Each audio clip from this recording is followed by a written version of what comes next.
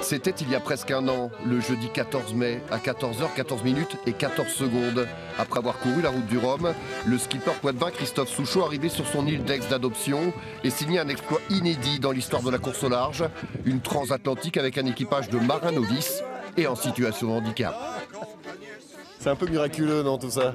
Non, il n'y a pas de miracle. Il n'y a que de la bonne volonté de tout le monde. À partir du moment où il y a la bonne volonté, il n'y a pas de miracle. Un an plus tard, c'est dans le bassin des Chalutiers à La Rochelle que l'on retrouve la fine équipe. Car évidemment, l'histoire ne pouvait pas s'arrêter là.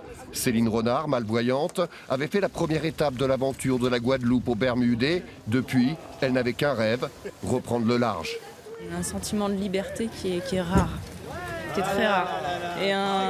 Et le fait de se retrouver dans une réalité qu'on n'est pas grand-chose au milieu de l'océan et qu'on n'est pas grand-chose tout court dans la vie.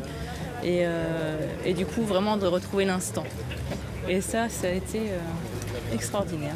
C'est ouvert à tous, dans des conditions de sécurité optimales. Il faut pas partir non plus comme ça à l'aventure, mais on arrive à régler les problèmes les uns après les autres. Et puis c'est de l'expérience, je pense aussi. Chacun, l'expérience du handicap, l'expérience de la mer, l'expérience de toutes ces énergies qui vont se rassembler, vont arriver à faire que le projet puisse tenir la route dans toutes les conditions de sécurité possibles.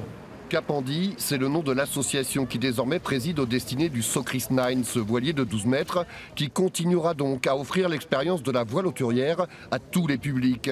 Actuellement en chantier, il sera l'un des rares bateaux en France en accessibilité totale.